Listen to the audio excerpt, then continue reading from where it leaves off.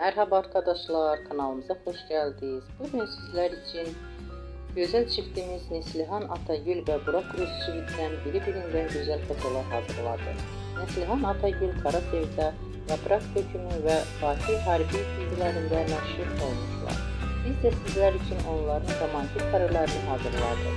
Bu videoların devamlı gelmesi istiyorsanız kanalımıza abone olup yorum yazmayı unutmayın. Herkese teşekkürler.